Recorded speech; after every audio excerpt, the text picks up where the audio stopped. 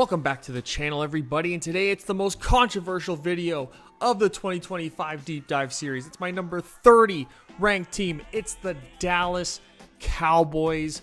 Make sure to leave a like and a comment in the comment section below. Subscribe if you haven't already, and this is, like I said, controversy beyond. But there is a formula that I did use, completely unbiased, completely takes all the, all of it gone. Formula's right there. Came up with that to try to make this as impartial as possible, and Dallas is indeed ranked number 30 out of all the teams. Now, their offseason was riddled with chaos, it seemed. Like, very quiet chaos, but they didn't know who their head coach was, I feel like, until March.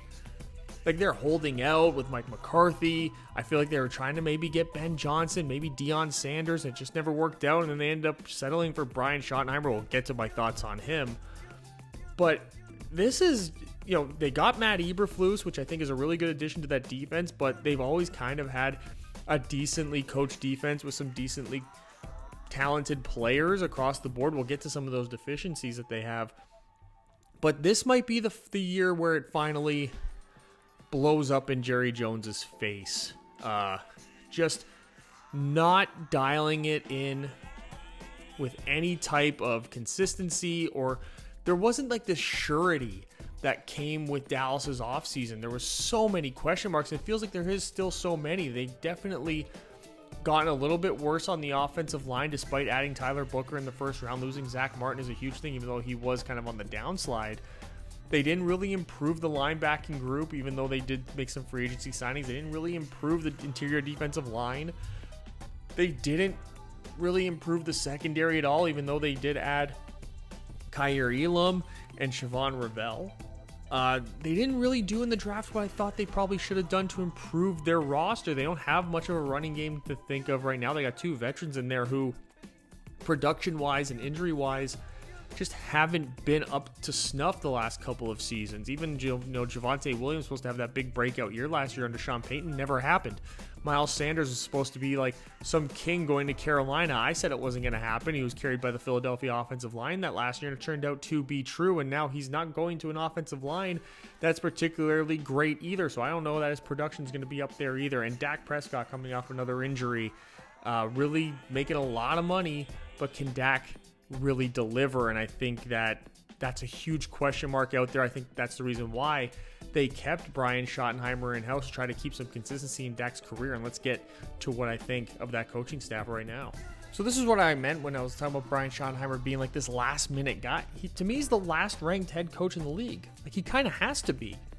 He got handed this job really because all the other options were gone. The options they really wanted just don't exist anymore. It's just like Schottenheimer, it's not 2012 anymore when Brian Schottenheimer was this well sought after future head coaching, juggernaut, like this huge prospect, like back when it was Josh McDaniels and Kyle Shanahan. Like, he was part of that group. But I mean, it's like 10 years later. What has he done that's been overtly fantastic? I can't really name anything that he's done that warrants him being a head coach. Like, he hasn't drastically improved a team's production on the offensive side of the ball. He hasn't drastically, developed a player in a long time. And then, you bring in Clayton Adams, who's the offensive line coach in Arizona. He was a tight ends coach in Indianapolis, an assistant offensive line coach in Indianapolis.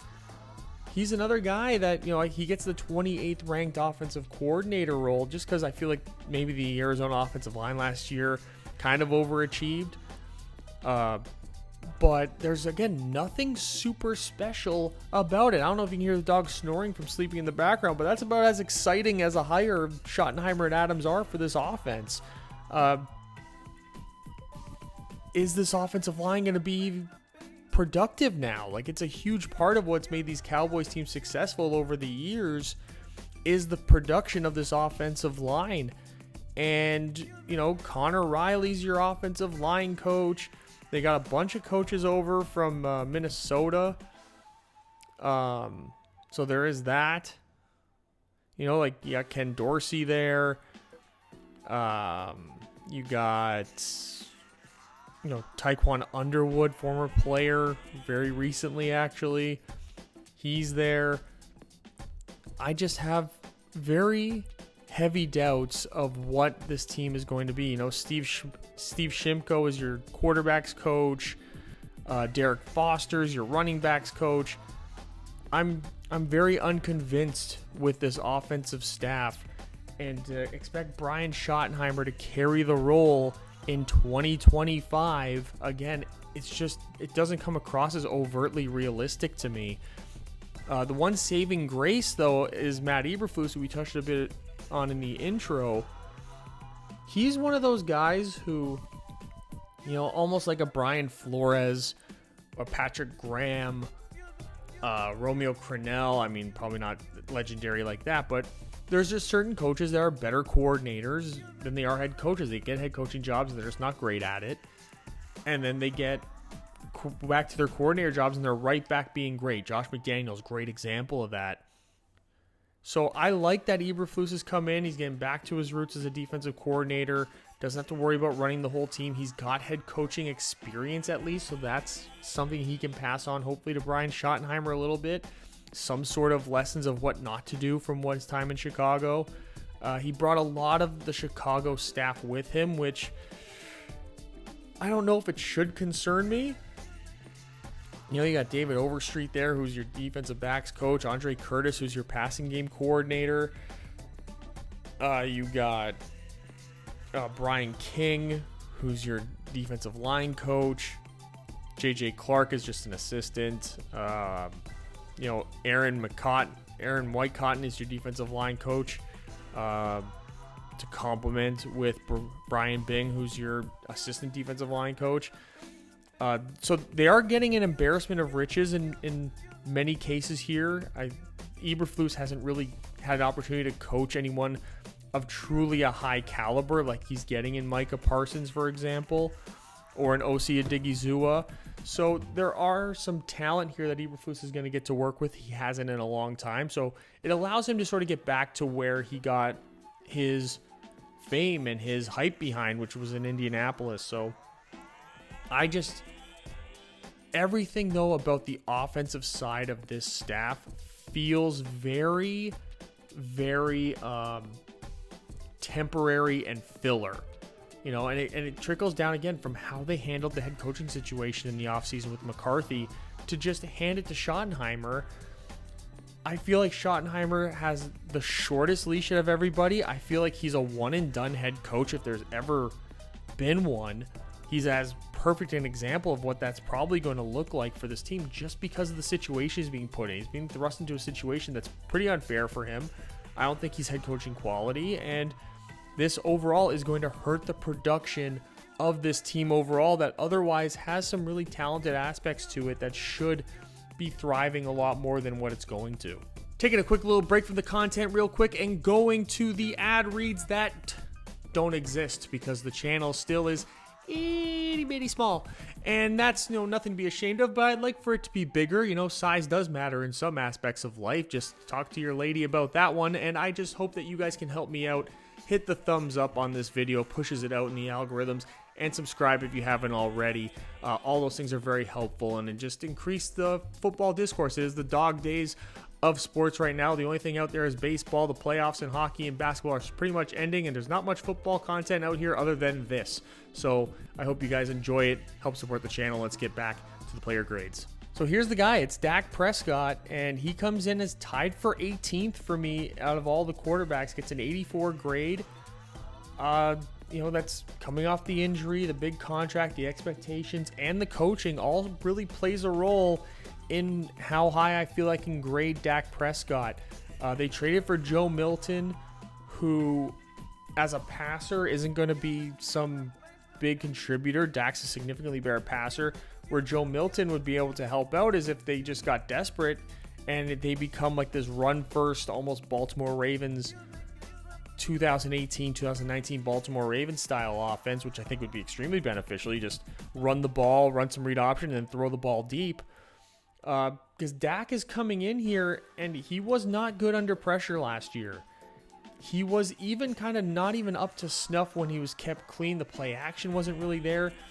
He very, very much struggled with those intermediate throws, the 10 to 19 yard throws.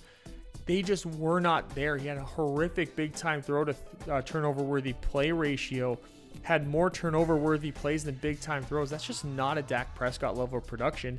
And that happened with the current head coach as the offensive coordinator. I don't understand why Jerry Jones didn't see this and immediately want to change direction, even if it meant going, completely off the grid it was a last minute hire anyway. You couldn't have sniped somebody else to maybe just get Dak back to where he's supposed to be. When he had Kellen Moore as his offensive coordinator, where he was super productive, having those MVP caliber performances, because it just isn't there. His deep ball is still there. The short routes are there. It's a really upper half of the league, an elite level deep ball thrower, but the play action game wasn't there, just mostly because the running game isn't believable. And I don't think it's any more believable now than it was last year. So I don't necessarily anticipate that success changing all that much. But he needs to drastically improve his play when he's kept clean and able to throw those intermediate routes. He's got the weapons on this team where he should be able to work the intermediate levels of the field much more successfully than what he did just a season ago. Just again, horrific performances from Dak. Very unlike him. Came into last year, I was very high on Dak Prescott. I felt Dak could have been the MVP last year just because it was just another year with McCarthy. The defense looked like it was still decently high level. The offensive line was there. They had added pieces to it. And it just was a disaster of a season for Dallas in general. They couldn't get anything going. They couldn't build any momentum.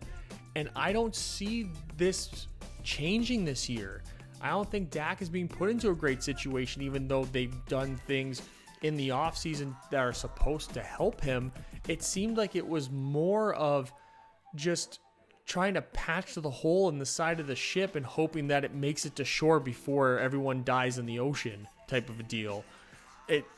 And I think that this is dooming Dak to just, again, not produce at a high level. And is it something that he can truly bounce back from with the injury history and with inconsistencies in his coaching and in the film room and everything? I don't know that he's now going to be getting the structure that a quarterback needs out of the coaching staff and out of the environment. I think it's going to really hurt him throughout the entirety of the season. Now let's move on to the weapons group here, and he's got two good wide receivers. We'll start here with CeeDee Lamb, who gets a 94 grade for me. He's like this hybrid wide receiver. They have basically 50-50 wide and slot. They like mixing him up, putting him sort of everywhere. Still, despite all the issues they had last year, he still had 101 catches, almost 1,200 yards, only had 6 touchdowns, 544 yards after the catch. He had 146 targets, dropped 11 passes, which is upwards of 10%. You're hoping that he can clean that thing up a bit. Contested catches had 18, 58%. That's 58% of the targets completed. A 90.4 passer rating when being targeted deep and intermediate routes. The guy was unreal, which, given Dak's production throwing it intermediately, he was the only one really that was successful in the intermediate consistently throughout the season. Everyone else was so significantly up and down, if not terrible.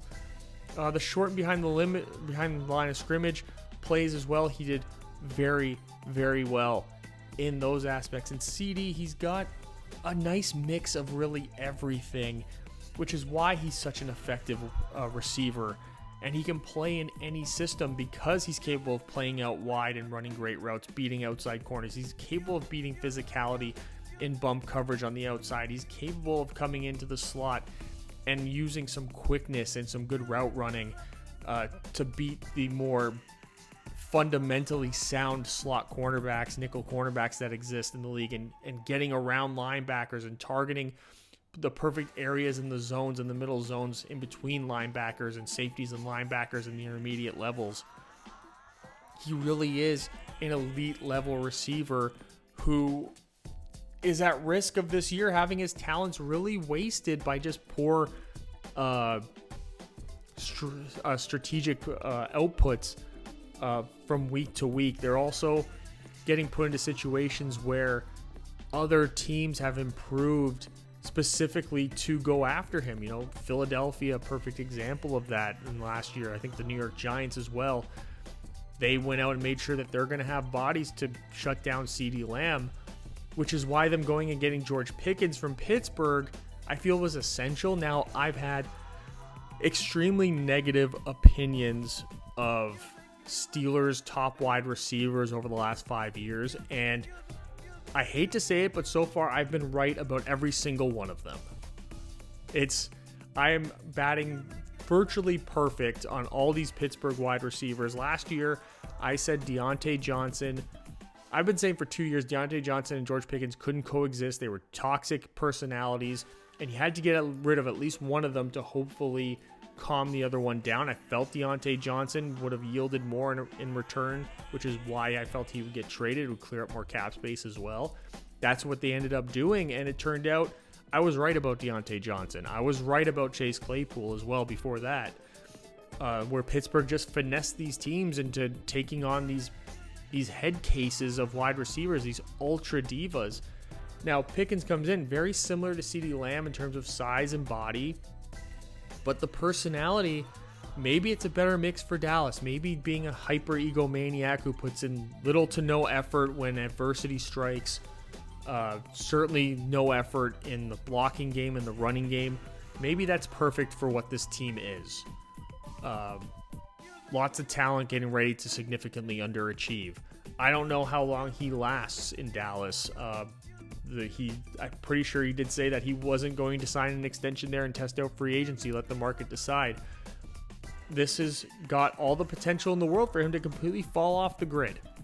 You know, because Deontay Johnson was a great route runner, had some really good speed, some really reliable hands, and went to a terrible team in Carolina and just couldn't produce.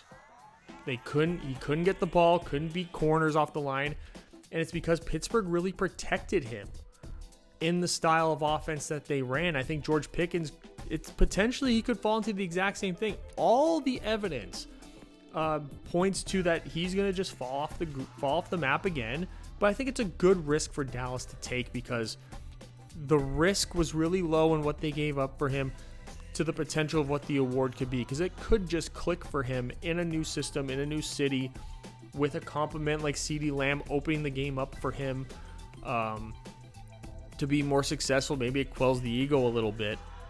So there is that on the table. Then they got Kevontae Turpin, who's going to be their little slot guy when CeeDee Lamb isn't in the slot. Jalen Tolbert will kick to the outside when they want to put CeeDee Lamb in the slot. So they got a nice little four-man rotation here. You know, Tolbert, they still want Tolbert to step up. You know, the depth with Jalen Brooks and Jalen Tolbert, that's going to be a competition that people are going to have to watch. Flournoy, Cropper, Campbell, looking for that sixth wide receiver spot that teams are usually taking up if they choose to do that. I could see them being in a situation where they just keep five and it's Jalen Brooks as the fifth wide receiver, and they just have a heavy competition there for wide receiver 3 reps. Traditionally more at the outside stuff, Tolbert and Brooks, because I think Turpin's role is really ironed out there, and I do think he is about a level better than what Tolbert and Brooks currently can produce.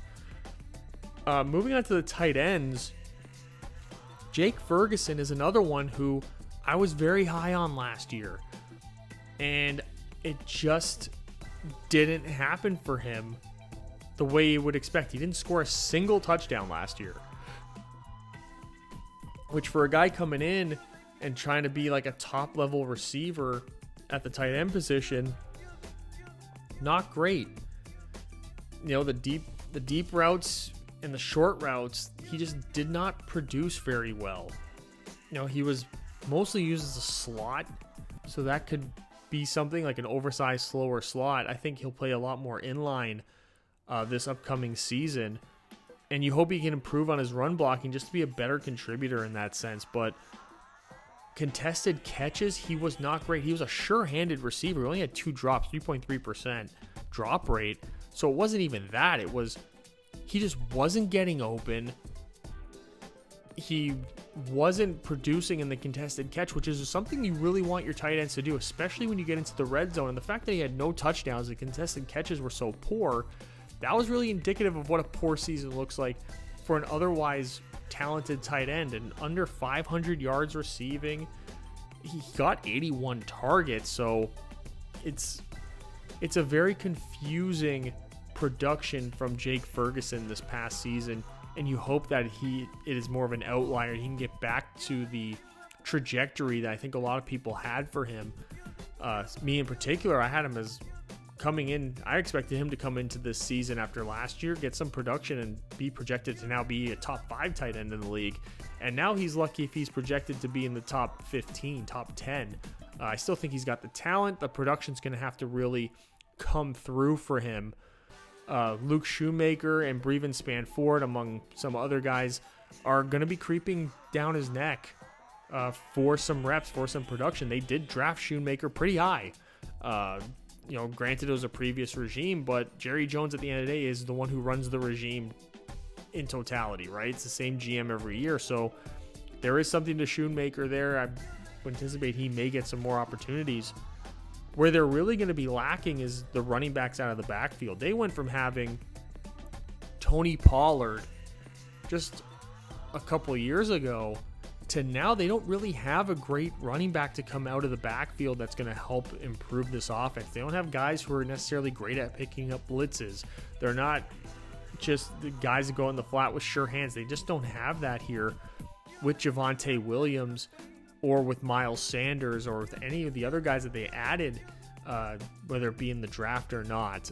It just was a very poor offseason in improving this running back room the way that it needed to do, specifically here when it comes to weapons. But still the 20th ranked group that if we see some improvements from George Pickens and Jake Ferguson in particular, because they're the ones that are going to be on the field the most. CeeDee Lamb's going to be your wide receiver one. He's going to get those targets. Then Pickens and Ferguson, you anticipate will be 2 and 3 in terms of targets and production. So if Pickens can be like that high end wide receiver 2 on this roster, like a T Higgins complement, and Ferguson can get into that top 10 tight end conversation, then yeah, this entire weapons group conversation does change.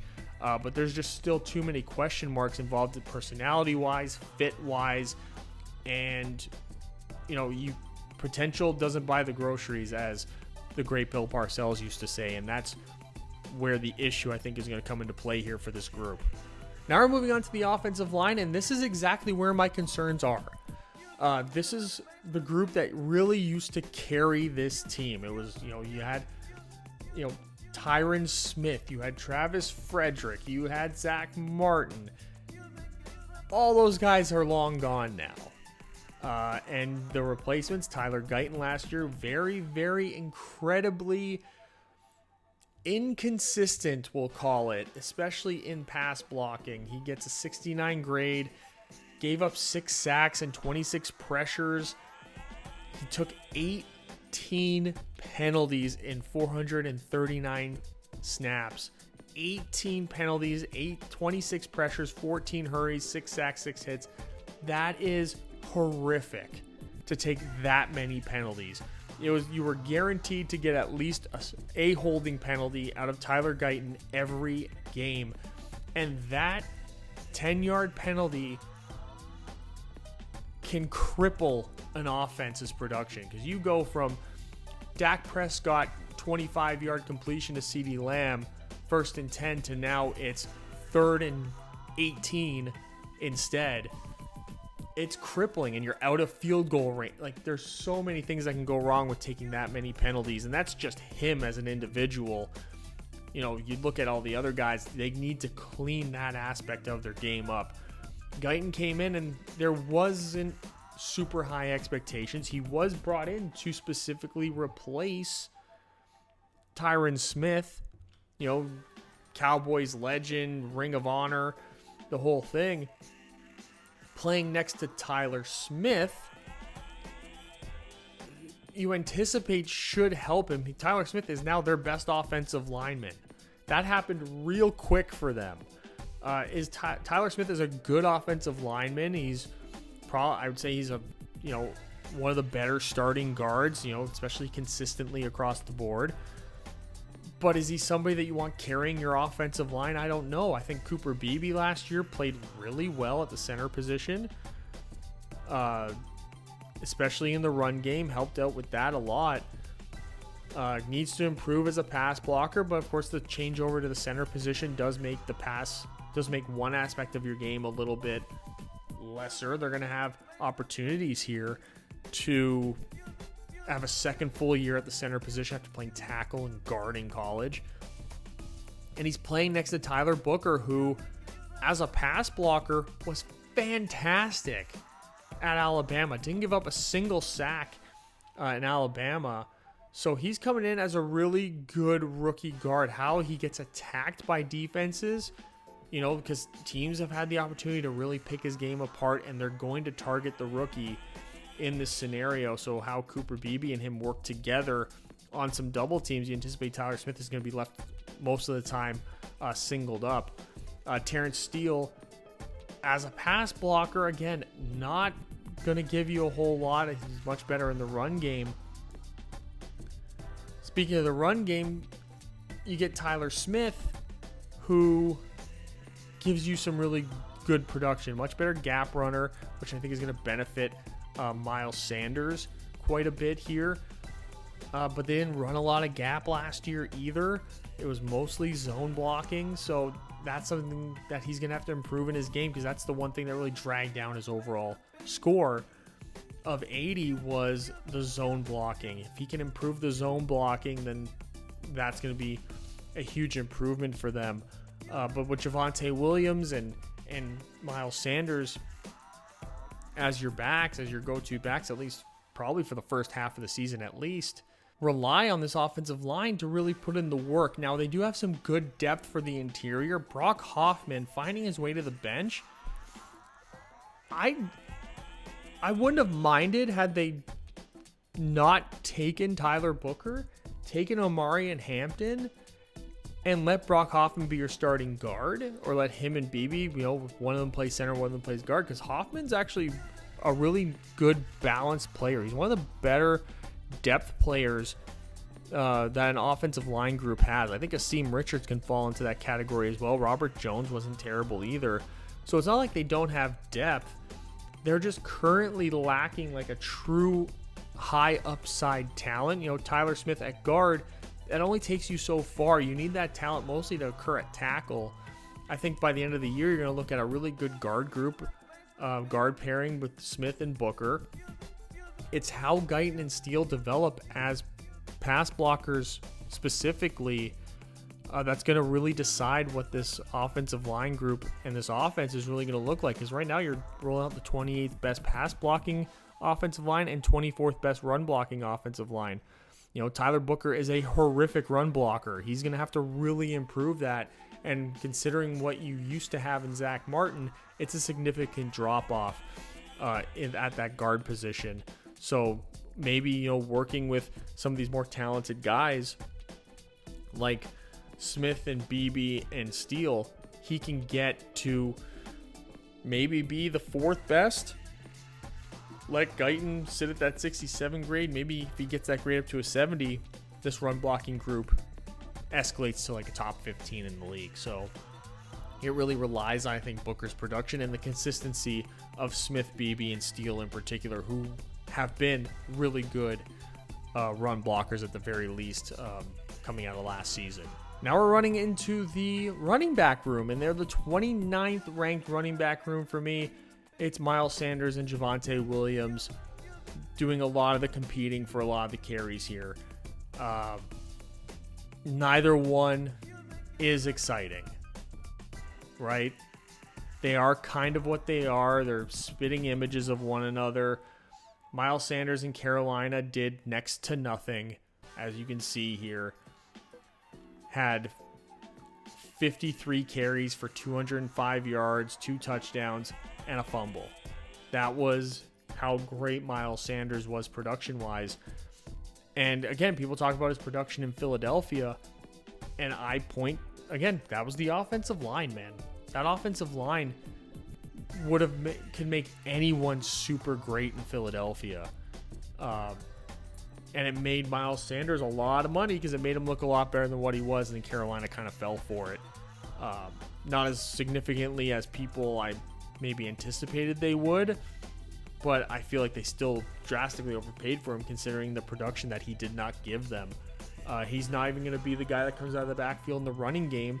He's probably at best the third guy for that. Like we saw, Javonte Williams is the best one. You still got Deuce Vaughn in there, a little shifty guy who can disappear, be like a Darren Sproles in your offense. Jaden Blue, the rookie, everyone's pointing at Jaden Blue and going like, this is the savior. This is the mid-late round running back that we picked up who's going to come in and be a starter and rush for 1,000 yards. And I'm going, okay, because I haven't seen enough of Jaden Blue to really, be down on him. But I looked at 15 other running backs. So, I mean, maybe I missed them, but I don't know. I look at Javonte Williams, very likely could be the guy that just takes over the full starting role for the season. Only had 542 yards last year, had 2 fumbles and 4 touchdowns. Again, did not produce in an offense that was really designed for him to produce. It's just brutal. It's brutal. Some of the issues that this Cowboys running back room is going to have, considering they went from Ezekiel Elliott and Tony Pollard, probably the best running back room in the league, to now this. And it's a lot of reliance on a lot of people. You can see Joe Milton come in. He can improve the run game, give it a bit of a boost. He can probably get it, if Joe Milton was regularly used at quarterback, the passing game drops off significantly and the running game gets bumped up to maybe 23rd. It gives a bit of a boost. It gives a tier boost at least, but it's hopeless. I hate to use the word hopeless, but how much the Dallas offensive line and running game meant to their success in the Romo years and those early Dak years, it is night and day. So this is the 28th ranked offense. You got the 28th ranked offensive coordinator. They're tied for 21st in pass offense, but they are 29th in rushing coming into the season. There isn't anything top 20 about it. The offensive line in particular is a huge detriment right now. That's going to have to see some drastic improvements leading into the season, or else Dak is going to be running for his life and may not make it through the whole season yet again. And in that case, like I said, Joe Milton comes in and he just doesn't have the arm talent to make it a super productive passing offense. It is close. It is close between 28 and 24th ranked offenses, but they just fall a little bit short, and I think the offensive coordinator has a big thing to do with that as well. Clayton Adams, not a lot of faith. Now we have to move on to the defensive side of the ball, where there's a lot of returning faces here, and adding Matt Eberflus into this scenario gets him back to really his roots, like we talked about earlier, of being a really strong defensive coordinator, a strong defensive mind, without having the pressures of the entire team on his shoulders. He gets to really dial into focus. He's got some really talented guys out there. The talented defensive line that they have, it's the 11th best pass rush in the league that they're coming in with. A lot of depth coming in off the edge. With Micah Parsons, they brought in Peyton Turner. They drafted Donovan Ezeraku. They have Sam Williams. They still have Marshawn Nealon from a year before. They have the veteran Dante Fowler. There's a lot of really good pass rushers that are going to be able to be mixed and matched in here. You start with Micah Parsons, who was 3rd in the league in pass rush win rate last year. 14 sacks, 70 pressures, 44 hurries. Took most of his snaps from the outside. Took a little bit of the 4-eye technique there, but he's going to be that outside guy. You commit him to playing that defensive end role, and you just unleash him on teams. And Matt Eberflus has been begging for a guy with this talent. They kind of gave it to him in Montez Sweat, but I mean, Parsons is such a level and a half to 2 levels above what you get out of Montez Sweat. Now, there's issues with his relationship with the team. So who knows what that really looks like. But in terms of his talent and his production on the field, from the first whistle to the last one, he's undeniable. Even, you take a look at Osa Odighizuwa coming up the middle. It's a really good compliment to what you're getting off the edge with Micah Parsons, who, when he even comes in as a run defender, he's still like starting caliber in that. It's not his best aspect. He gets caught a lot. So that's where some of the guys in the interior do have to make up for that. But you hope that the 16% missed tackle rate, he only had 26 tackles. You hope that that is just a product of him being a pure edge guy and him playing super aggressive and that allowing him to get the pass rushing results he gets. Because you don't want to lose the pass rushing by him playing a little bit more conservatively. I think that's why you get a nice rotation on the other side of him. That's why you get Solomon Thomas, who's like who can play a 4-3 defensive end, can play a 4-3 interior defensive lineman. I think that works well in his favor. But that's also why you get an Osa Odighizuwa, like we just touched upon a little bit earlier. 12th in pass rush win rate among interior defensive linemen.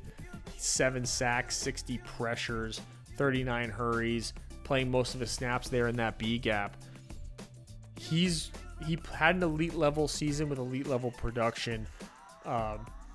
He is one of the best as an interior pass rusher, and which is why the compliment to Micah Parsons is so important, because it allows Parsons to play much more aggressively off the edge. The fact the quarterback doesn't really have the comfortability to step up into the pocket and let the tackle kind of push Micah Parsons around him.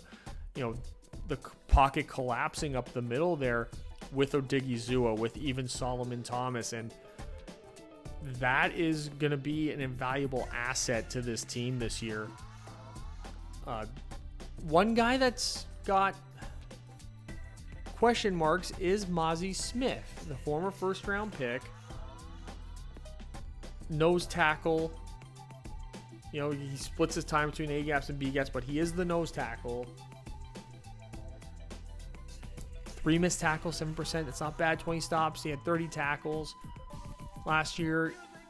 You hope he gets more snaps coming up, because they don't really have another body like him on the team. You don't want Odighizuwa playing the A gap. You definitely don't want Solomon Thomas playing that position either.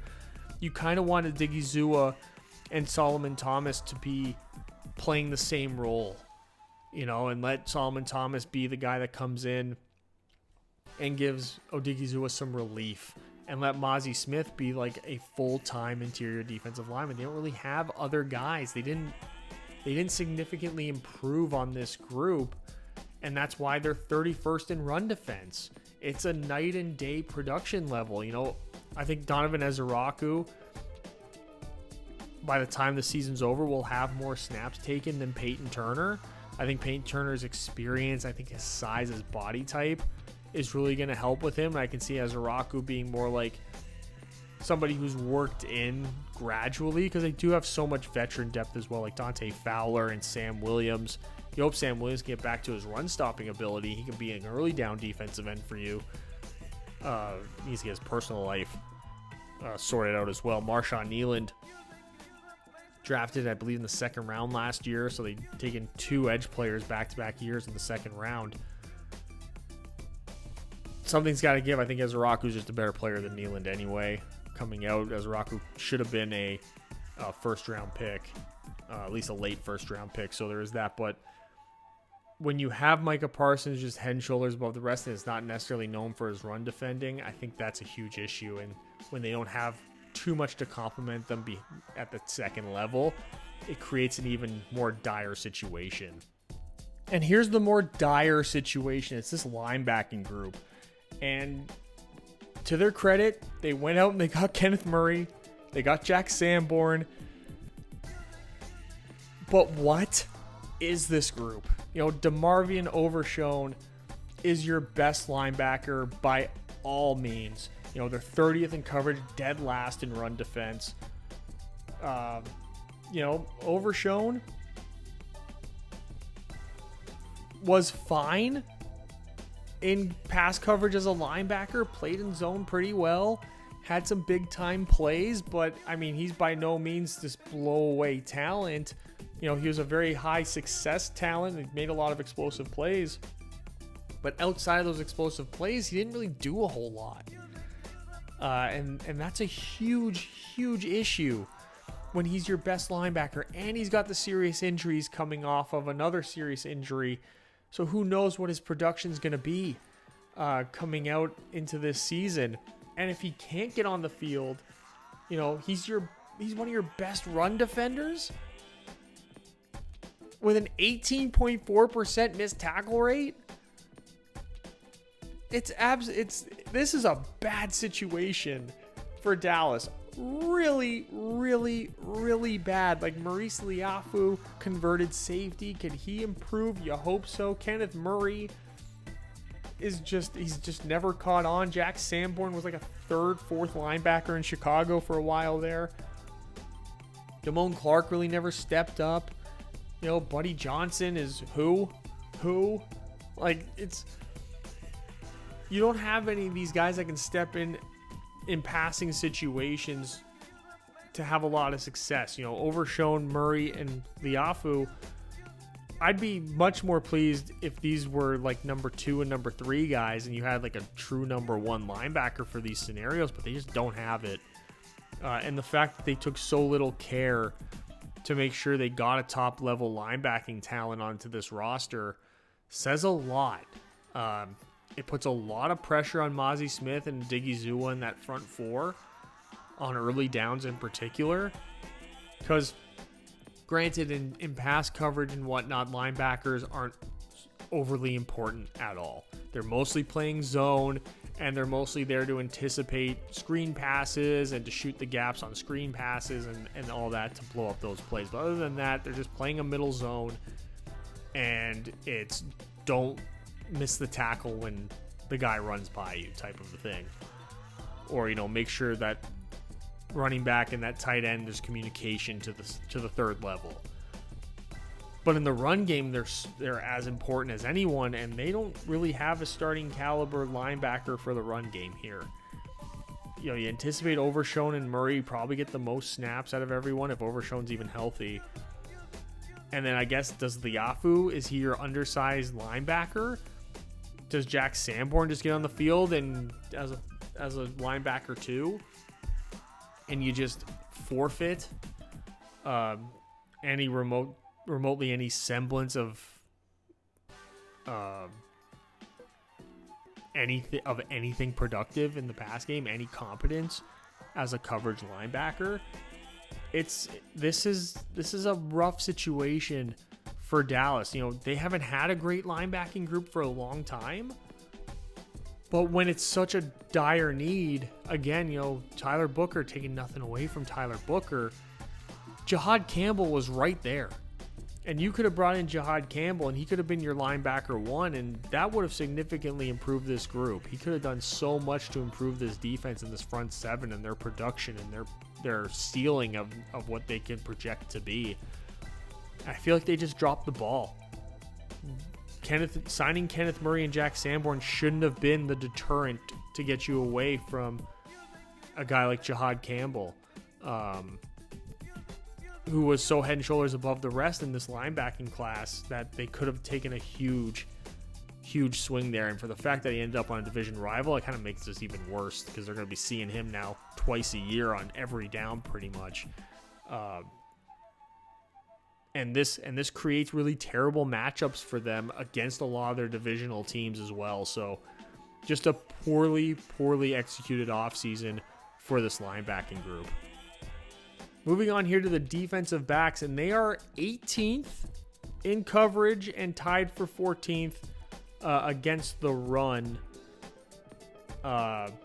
let's start with what really matters. You got Deron Bland, you got Trevon Diggs, who are your cornerbacks 1 and 2. These are your guys. Bland and Diggs play very, very similar in terms of they're a big play corner who is going to get toasted a lot. Teams aren't going to be afraid to throw at them. It's going to give them lots of opportunities to create turnovers. They're going to create a lot of turnovers, but they're going to give up a lot as well. And here's Deron Bland, who, again, man coverage is absolutely horrific. He plays great zone coverage for the exact reasons I just laid out. He's somebody who can really step up. He had a great season with all those interceptions, came out this year, did nothing. Gave up 4 touchdowns at 3 pass breakups, 116.1 passer rating, 416 snaps at defensive back. Targeted 45 times for 311 yards. Got 4 touchdowns on 45 targets. He just didn't play well this year when he was on the field. A very, very significant drop off from what they got from him production-wise last year. Trevon Diggs has been long the most overrated player in the entire NFL, in my opinion, just because no one gives up more yards and more big plays than him, but he'll get an athletic interception every now and then, and that sort of makes everybody forget. But it's like, man, how many times are you going to get targeted? You better come away with some turnovers at some point in time. You get Kyrie Elam, who they brought over from Buffalo, and he fits in the sense that he's a super aggressive corner who notoriously has taken penalties. He gave 4 penalties last year. Only gave up 1 touchdown last year on 27 targets. But again, doesn't play good man coverage because of that reason. The grabbiness, the over-aggressiveness. So playing in zone is where these guys are going to have to live for most of the season in order to play into their skill sets. It can be a good group. You see the grades here to have a bunch of corners who aren't your starters, 77 grades, like Siobhan Ravel even, despite the injuries. If he can bounce back from that injury, he's starting caliber as well, and much better in the run than most of these guys. Him and Kyrie Elam actually put that aggressiveness that they have in passing situations into their play during the run game. So that's a huge asset for them to have. Somebody's gonna have to play in the slot out of these 4 guys. I anticipate as the season goes on it becoming Siobhan Ravel, to be honest. You look at their safety group with Malik Hooker and Donovan Wilson. Malik Hooker has been a consistent talent. He had that period of time in Indianapolis where he was really high end, but again, there he is. No man coverage ability, decent player in zone coverage. Had 2 interceptions and 3 pass breakups to go with his 3 touchdowns allowed, 92.6 passer rating allowed. He played 253 box snaps, which is quite significant. So there's something to be said there for Malik Hooker and his aggressiveness. Again, in the run game, his run protection is very strong. The depth is questionable. Marquise Bell had a good little run there as a linebacker. Then they put him back at safety, so he plays mostly in the box and the slot as a safety. But with Troy Pride and Israel Mukwamu on the roster, that sort of eats up a lot of the nickel and dime corner spots for them. And I think that with Kyrie Elam and Siobhan Ravel, there's some depth there. So I think there's more of a likely situation where those 4 guys are going to be the ones on the field anyway in nickel and dime situations. But Bell could probably get some dime linebacker play in more dire situations. Kalen Carson, who had a bit of a hype train behind him, kind of just, didn't really pan out for him. So I think he's kind of just lost in the shuffle here quite a bit. I think him not playing in the nickel does hurt as well, because though they don't really have a high-end traditional nickel corner right now, keeping that does protect Troy Pride and Israel Mukwamu in particular, I think, on this roster for this cornerback group. So this is overall the 25th ranked defense, 20th pass defense. They have the 9th best defensive coordinator, but they have the worst rush defense grade out of any of the teams in the league. So unfortunately, this is going to be a roster where if they fall behind early, I don't know how well their defense is going to do about getting themselves off the field, especially you look in the division in particular. Saquon Barkley, Jalen Hurts, Jaden Daniels, Brian Robinson, Austin Eckler, Russell Wilson, Cam Scatterbo, Tyrone Tracy. Those are really good athletic backfields across their entire division. And then you look at some of the upper crust of these teams in the league, like Detroit has a great running attack. San Francisco always has a great running attack. Seattle's got a good running attack. There's just a lot of good running back groups, and so their defense needs to figure out a way that someone needs to break out on that interior defensive line or in that linebacking group as an elite level run defender, or it could be a long season for them in trying to fight through not having a lot of time of possession.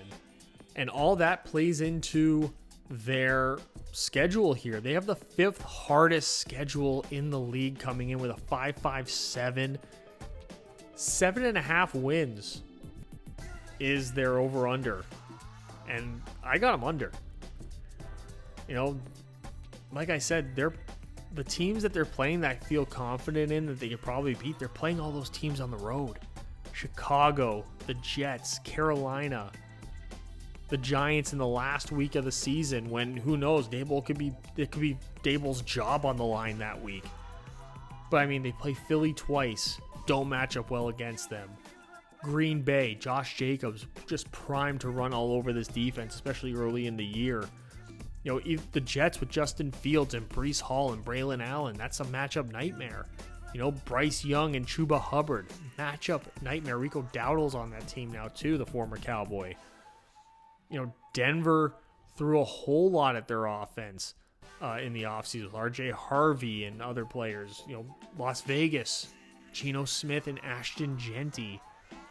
Kansas City speaks for themselves. Minnesota kind of speaks for themselves. The Chargers, with the improvements they made in their roster. The Cowboys just got significantly worse, and the strength of this schedule, again, could also be a humongous downfall for them. Kind of the opposite of what we covered with Jacksonville in the previous video, where they could finish with a much better record than what their power ranking says that they are in terms of their talent, just because their schedule is so much easier. But Dallas, with the deficiencies they have in their roster and how difficult this schedule is coming out, even the teams that aren't good are teams that are so much better than what they were just last year, with so much more, such a higher ceiling. The Giants are a better team this year. Chicago's a better team this year. The Jets, they have the matchup capability to actually beat Dallas because of Justin Fields. Carolina's going to be a much better team. You anticipate Denver's going to be a much better team. Vegas, much better team. Arizona,